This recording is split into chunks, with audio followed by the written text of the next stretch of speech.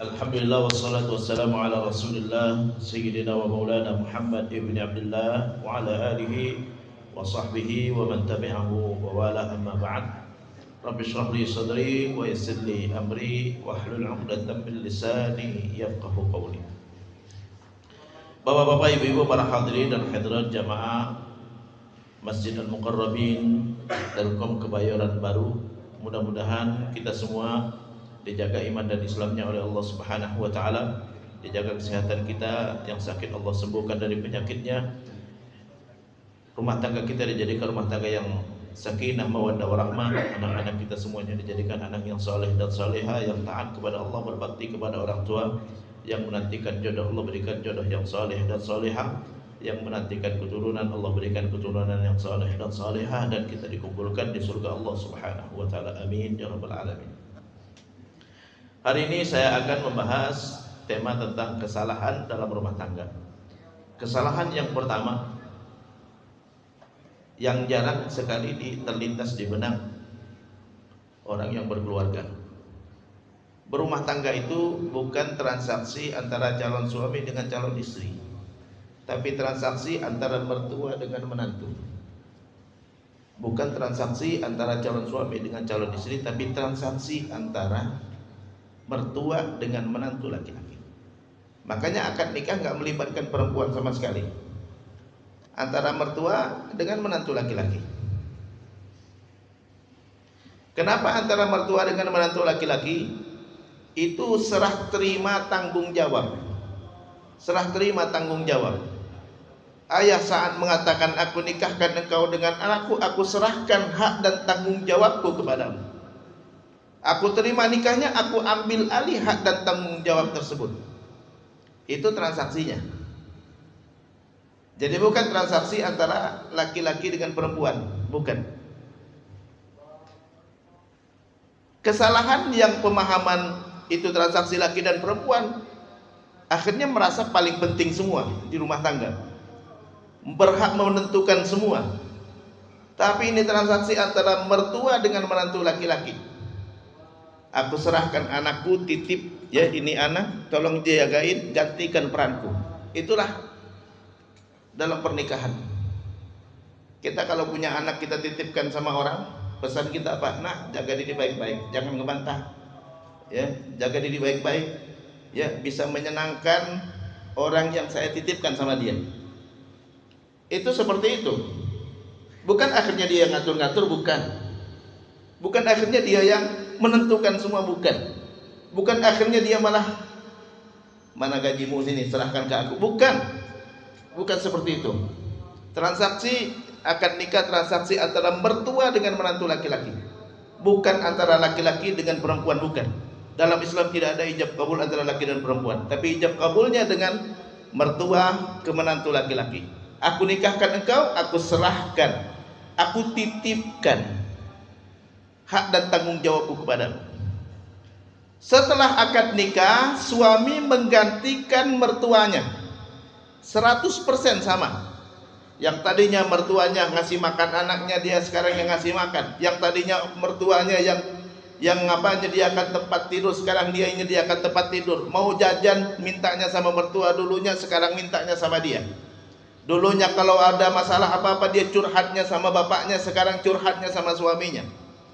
Kalau mau kemana-mana minta temenin bapaknya dulu, sekarang minta temenin suaminya. Itu dalam Islam. Bedanya satu antara ayah dengan suami, satu saja bedanya. Kalau ayah berhak hubungan nasab, kalau suami berhak hubungan badan. Lebihnya 100% sama. Lebihnya 100% sama.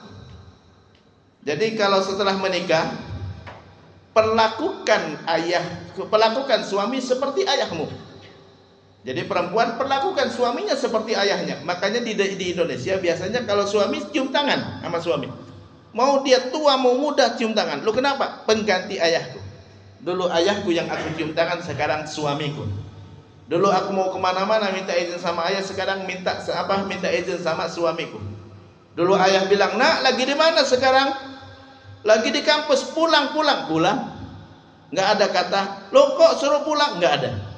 Ya, Kenapa? Karena ayah yang bertanggung jawab. Sekarang tanggung jawab pindah kepada suami 100%.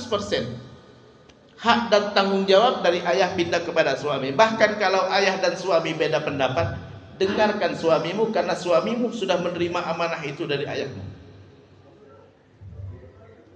Ustaz, susah amat. Jadi harus saya perlakukan suami seperti ayah. Makanya pilih suami yang baik. Pilih suami yang seperti ayahmu. Makanya dalam Islam sebelum menikah ada lamaran. Ada lamaran, dianjurkan ada lamaran. Lamaran itu untuk apa? Bukan untuk melihat perempuannya, bukan. Bagaimana perlakuan ayahnya kepada anaknya. Kira-kira ente bisa ngasih kasur kayak gini enggak? Kira-kira ente bisa ngasih rumah kayak gini enggak? Kira-kira ente bisa ngasih mobil kayak gini enggak? Ya, kira-kira dia sama ayahnya seperti ini, kamu bisa enggak seperti itu? Ustaz, emang harus seperti itu? Sebaiknya. Tapi kalau nggak bisa, mohon maaf ya, aku mau nikah sama kamu tapi aku nggak bisa ngasih kasur seempuk bapakmu, tidak bisa ngasih makanan seenak bapakmu, saya tidak bisa ngasih mobil seperti mobil bapakmu. Oh ya, nggak apa-apa, kita mulai dari nol ya, berarti pegawai Pertamina itu ya.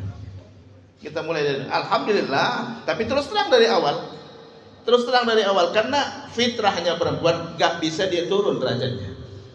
Jadi inti kira-kira standar bapaknya bisa nggak ngasih yang standar bapaknya? Kalau nggak bisa, terus terang, bukan nggak boleh, terus terang. Kenapa? Karena setelah nikah ternyata yang dia dapatkan tidak seperti bapaknya dan dia gak sanggup, berhak fasah dia, minta batalin nikahnya. Lu kenapa? Nggak sanggup ya. Bapakku ngasih rumah gedong, kasurnya tebal, lu dia naruhin saya di rumah kontrakan yang cuma satu petak, kamar mandi juga bareng-bareng gitu kan. Berhak dia bilang fasah, minta batalin nikah. Lu kenapa? Nggak sanggup gitu kan. Sama aja dengan apa, anak dititipin kepada orang lain ya, ternyata dia nggak betah, balik lagi dia ya, oh nggak betah gitu kan ya. Jadi itu dalam Islam. Jadi laki-laki harus siap. Itu yang pertama. Yang kedua, jadi akad nikah itu, akadnya, transaksinya itu antara mertua dengan menantu, bukan antara mertua dengan mertua. Gak ada hubungan bapakmu dengan mertuamu. Jadi gimana? Bicarakan langsung dengan bapaknya, bukan urusan bapak ente, bukan ya. Kita laki-laki, bukan urusan bapak kita. Makanya laki-laki nggak perlu wali, nggak usah libatkan bapakmu ya. Ente sendiri yang bertanggung jawab. Pak, saya siap ambil alih kewajibanmu, gitu kan ya. Setelah akad nikah ada walimah, nggak usah libatkan bapakmu walimah, bukan urusan dia ya. Nggak usah libatkan mertua, dia udah serahkan anaknya sama ente. Ente mau merayakan, nggak mau merayakan nggak masalah juga, tapi nggak usah libatkan dia. Kenapa? Dia udah serahkan anaknya sama ente. Dan ayahmu nggak ada hubungannya sama sekali. Kesalahan yang kedua, orang menganggap tanggung jawab orang tua membiayain pernikahan. Tidak dalam Islam. Siapa yang membiayain? Laki-laki yang mau ngambil alih tanggung jawab. Itu yang membiayain semuanya. Kalau dia mau, ya siap nggak? Gitu kira-kira. Ya. Jadi siapkan sendiri biaya nikahnya, siapkan mau di gedung mana, siapkan ya. Nggak usah libatkan bapakmu. Kalau bapakmu ngasih, alhamdulillah. Kebaikan bukan kewajiban. Itu dalam Islam. Nggak ada sama sekali dalam Islam ya ayat atau hadis yang memerintahkan ayah nikahkan anak laki-lakinya. Ya. Anak perempuan iya, anak perempuan dinikahkan karena diserah terimakan. Ya, dititipkan. Jadi perempuan harus ada walinya. Kenapa? Karena dia dititipkan kepada suami. Anak yang dititipin jaga diri baik-baik, jangan sampai bikin kecewa gitu kan orang tuanya. Itu dalam Islam ya. Rumah tangga berantakan kenapa? Karena nggak tahu posisi seperti ini, sehingga berantakan rumah tangga. Lu kenapa? Mau ngatur semua. Lu ente dititipin ya, jaga diri baik-baik, jangan gebantah gitu kan ya. Bisa nyenangkan orang yang dititipin gitu kan. Jadi biaya pernikahan bukan tanggung jawab orang tua sama sekali. Tidak ada ayat dan hadis yang memerintahkan itu, nggak ada. Ya, itu tanggung jawab laki-laki yang mau menikah. Dia ambil alih tanggung jawab, siapkan semuanya. Dari rumahnya siapkan, acaranya siapkan, ya. Nggak usah lagi. Kalau mereka mau bantu, alhamdulillah, kebaikan bukan kewajiban. Kadang-kadang banyak laki-laki ya bilang sama bapaknya, "Pak, saya mau nikahnya di gedung." Kurang aja nanti ngomong gitu ya. Mau di gedung ya siapkan sendirilah. Jangan minta sama bapakmu. Karena kalau dalam Islam laki-laki setelah balik bukan tanggung jawab orang tua lagi. Setelah balik dalam Islam, setelah balik anak laki-laki bukan tanggung jawab bapaknya. Perempuan setelah menikah, akad nikah dulu atau walimah dulu, Pak? Akad nikah dulu. Setelah akad nikah udah diserah terimakan sama ente, bukan tanggung jawab bapaknya lagi. Jadi nggak usah lagi minta sama mertua, nggak usah lagi minta sama orang tua. Tanggung jawab ente sudah selesai pas balik. Tanggung jawab perempuan sudah selesai pas akad nikah, udah diserah terimakan. Setelah itu ya ente biayain lah, ya. Biayain lah. Kalau ada yang mau nyumbang, nyumbang namanya sumbangan dari bapak, sumbangan dari mertua, sumbangan kebaikan. Terima kasih, ya. Karena itu bukan kewajiban mereka sama sekali. Harusnya mereka nggak usah dilibatkan sama sekali. Ente sendiri yang memilihkan mau di gedung mana, mau acaranya apa, gitu kan, mau biaya berapa, tanggung jawab sendiri. Ada seorang sahabat sepupu Rasulullah, namanya Fadl bin Abbas. Abbas itu paman Rasulullah. Abbas itu konglomerat. Ini Fadl datang kepada Rasulullah. Fadl sepupu Rasulullah datang kepada Rasulullah. Ya Rasulullah, laqad balagtu minas sinni ma tara. Ya Rasulullah, saya sudah sampai usia seperti yang Rasulullah saksikan. Uridu an atazawwaj, saya mau menikah. Walaysa indi malun li atazawwaj, saya tidak punya harta buat menikah. Fasta'milni, carikan kerjaan buat aku. Apa kata Rasulullah? Ya, Nabi nggak bilang, bapak ente kan konglomerat. Abbas bin Abdul Muttalib itu banker dulu di masa Nabi itu. Ya, makanya Nabi mengatakan awwalu riba adha'uhu ribal Abbas bin Abdul Muttalib. Riba pertama yang aku haramkan ribanya Abbas bin Abdul Muttalib. Ini bapaknya orang ini. Ya, banker dulu. Orang mau minta modal sama dia, mau ngutang sama dia gitu kan ya. Ini banker. Nabi nggak bilang, bapak ente kan enggak, Nabi nggak bilang begitu, enggak, ya. Nabi nggak bilang begitu. Loh kenapa? Bukan tanggung jawab bapaknya. Ya, kalau tanggung jawabnya bapaknya, Nabi udah bilang, udah bapak ente aja. Bapak ente kan udah konglomerat dia. Orang ngutang sama dia, orang minta modal sama dia. Apalagi ente nggak usah ngomong sama bapakmu. Tapi bukan kewajiban bapak, bukan. Apa kata Rasulullah? Rasulullah langsung manggil Bilal. Coba lihat di gudang, ada nggak sisa hartaku? Kasihkan kepada Fadl. Nabi nggak bilang minta sama bapakmu, enggak, ya. Abdurrahman bin Auf, sahabat Rasulullah, kaya. Tapi ini sebelum kayanya ini, ya. Sebelum kayanya. Dia baru pertama pas lagi baru hijrah dari Mekah Madinah. Sahabat dulu pas baru hijrah, hartanya kan ditinggal semua. Baru hijrah, ya. Baru dia merintis usaha. Ya, pas baru merintis usaha dia nikah. Ya, ketemulah dengan Nabi, kata Nabi, Abdurrahman, ente kok kayak wajahnya berubah gitu kan? Iya ya Rasulullah, saya baru nikah. Aulim, laksanakan walimah, kata Nabi. Walau bisyatin, walaupun dengan seekor kambing. Nabi kan bilang sama bapak ente, laksanakan walimah. Enggak, bukan tanggung jawab bapaknya, bukan. Aulim, laksanakan walimah, kata Nabi. Nabi nggak pernah merintahkan kepada bapak untuk laksanakan walimah buat anaknya, enggak. Ya, tanggung jawab laki-laki. Jadi laki-laki yang bertanggung jawab penuh. Sejak akad nikah, sejak ijab kabul, tanggung jawab dia semuanya. Termasuk kalau mau ngadakan walimah, biayain. Ya. Kalau orang tua mau bantu, boleh, bantuan namanya. Kebaikan namanya, bukan kewajiban, ya. Kalau nggak mau bantu, ya bukan juga kewajiban, dia juga bukan. Ya. Yang ketiga, dalam rumah tangga, laki-laki bertanggung jawab penuh terhadap keluarganya. Ya. Bertanggung jawab penuh kepada keluarganya, ya. Kalau punya anak, tanggung jawab dia yang mau biayain anaknya.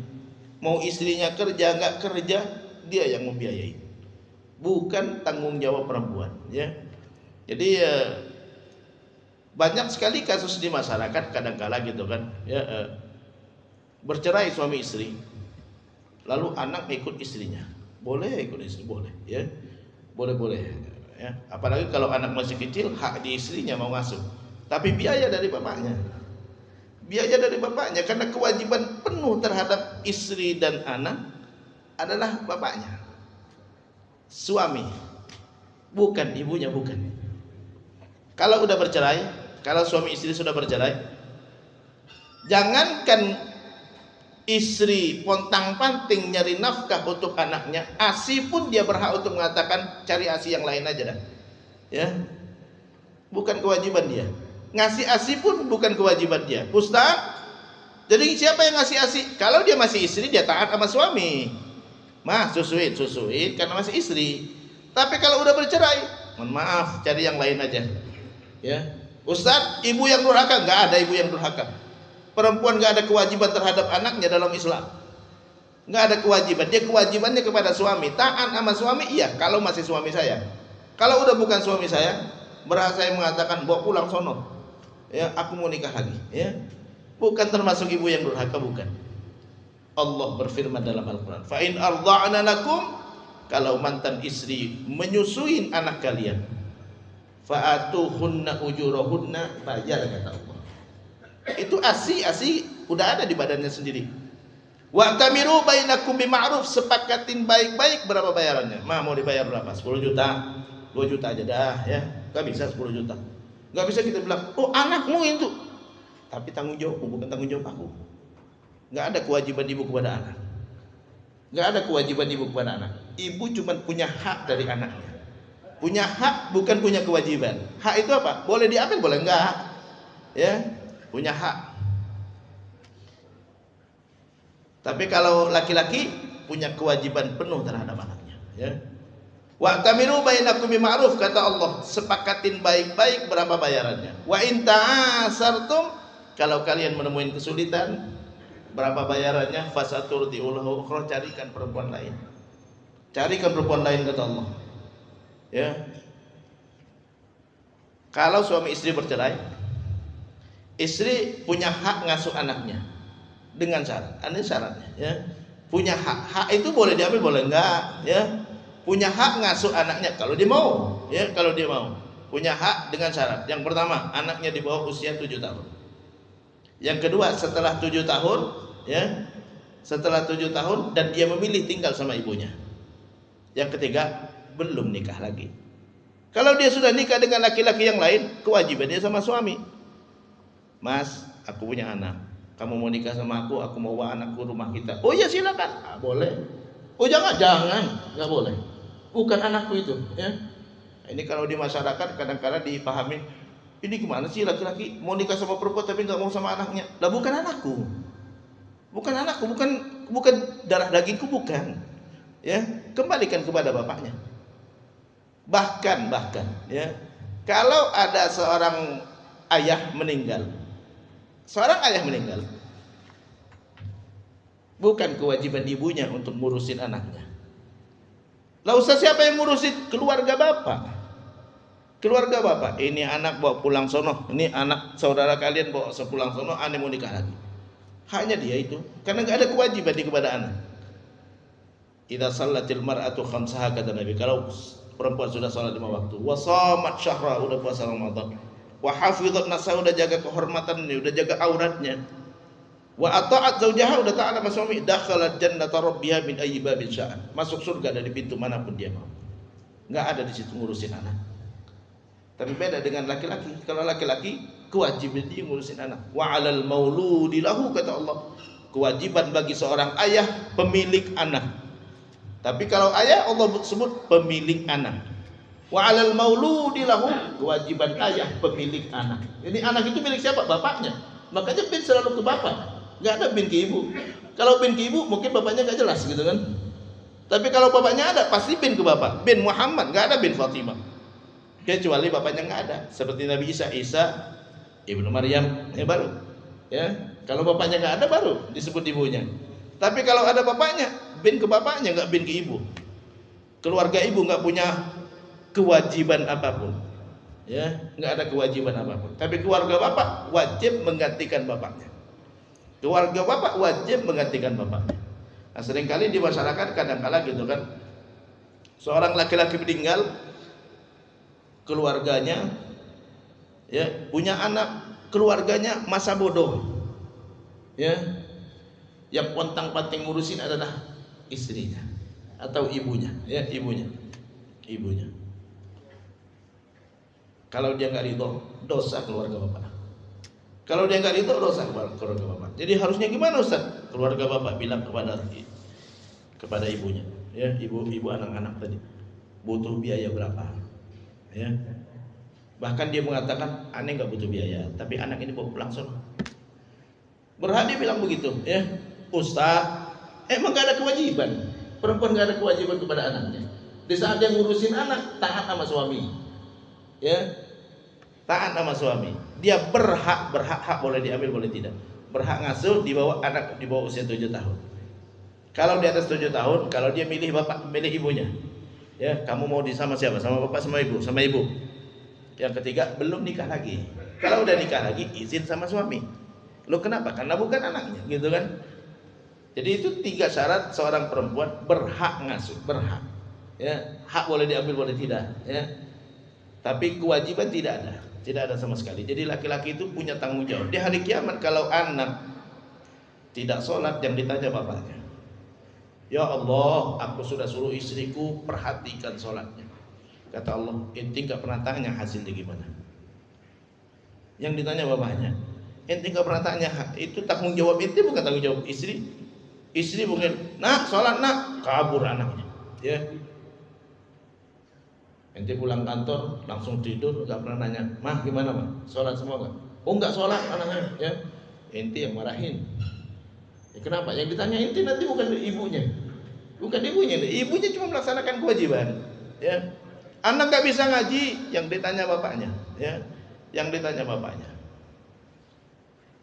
ya Allah, aku sudah suruh istriku ngajarin ngaji. Kata Allah, ente nggak tahu istrimu nggak bisa ngajar ngaji, ente masih tetap minta istrimu yang ngajar. Harusnya ente datangkan ustadz yang bisa ngajarin, ya. Jadi tanggung jawab kita penuh full, ya, full. Kalau anak perempuan tanggung jawabnya lebih lama, ya, bukan sampai menikah saja, sampai menikah. Kalau setelah menikah suaminya meninggal, balik lagi ke kita. Atau diceraikan oleh suami, balik lagi ke kita, gitu kan? Jadi itu anak perempuan. Makanya Nabi kita Muhammad SAW bersabda, kata Rasulullah, siapa yang punya 3 anak perempuan, ya, maka itu bisa menghalangi dia masuk neraka. Kenapa? Tanggung jawabnya berat. Nanti jadi kalau anaknya sudah dinikahi, lepas tanggung jawab. Diceraikan sama suaminya, sini nak, masuk kamar, mau apa-apa bapak yang banyak penuhi, gitu kan? Makanya warisan istri kecil. Lu kenapa? Ada bapaknya. Ustaz, bapaknya udah meninggal, saudara laki-lakinya yang gantikan. Jadi kalau kita punya saudara perempuan ditinggal suaminya, saudara laki-laki tanggung jawab menggantikan ayahnya. Ya. Dek, butuh biaya berapa hidupmu? Ya. Biar kakak yang kasih, gitu kan? Harus ditanggung jawab. Banyak orang gitu kan menganggap, kan bukan tanggung jawab saya. Jadi laki-laki itu tanggung jawab dia bukan hanya istri anak, orang tua, saudara, keponakan, paman, bibi, sepupu, ya. Itu tanggung jawab laki-laki. Tapi sesuai urutan. Anak istri nomor 1, orang tua nomor 3, ya. Nomor 3. Setelah orang tua saudara nomor 4. Keponakan nomor 5. Ustaz, banyak sekali, sesuai kemampuan. Kalau mampunya cuma istri dan anak, orang tua enggak lepas, ya. Kalau memang nggak mampu, ya, buat makan aja nggak bisa, gitu kan, ya. Tapi kalau masih punya kemampuan, gajinya besar 10 juta, orang tua perhatikan, ya. Masih cukup untuk biayain saudara perhatikan. Masih cukup untuk keponakan perhatikan. Jadi kalau kita punya keponakan masuk panti asuhan, dosa kita, ya. Kita punya saudara meninggal, lalu anak-anaknya masuk panti asuhan anak yatim piatu, lu ente kemana? Gitu kan? Tanggung jawab. Makanya keponakan tidak berhak dapat warisan dari kakeknya kalau kita masih ada. Ya, ada orang nanya, Ustaz, ada seorang laki-laki meninggal, dia punya anak laki-laki, ya, ada 2 anak laki-laki taruhlah, gitu kan. Salah satu sudah meninggal, tapi yang meninggal ini ada anak juga cucu berarti, ya. Dapat warisan enggak dapat. Lu kenapa? Masih ada laki-laki ini. Masih ada 1 anak laki-laki dari kakeknya. Anak laki-laki dari kakeknya menggantikan posisi ayah. Makanya nggak dapat warisan ya mereka. Ustaz, kasihan orang tuanya udah meninggal tapi nggak dapat warisan. Pamannya masih ada. Kalau di antara keponakan tadi ada yang perempuan, siapa yang menikahkan? Lu ini paman yang menikahkan. Ya, selama masih ada anak laki-laki, cucu nggak dapat warisan sama sekali. Lu kenapa? Karena dia yang tanggung jawab. Cucu ya tidak berhak dapat warisan saat masih punya anak laki-laki 1, karena dia yang mengayomin semua cucu dari ayahnya. Semua cucu dari ayahnya. Ya, yang masih ada bapak alhamdulillah bapaknya. Yang enggak masih ada bapak, ini paman, ya. Paman yang tanggung jawab, ya. Jadi wali itu adalah orang yang bertanggung jawab. Jadi kalau kadang-kadang ada orang ya, wah kalau dia mau nikah saya yang walinya. Loh, bapak yang tanggung jawab. Itu wali itu yang tanggung jawab sampai dia menikah. Itu namanya wali, ya, sampai dia menikah tanggung jawab. Nah, ini beberapa hal kesalahan dalam rumah tangga. Yang pertama, menganggap rumah tangga itu transaksi antara laki dan perempuan, bukan mertua dan menantu laki-laki.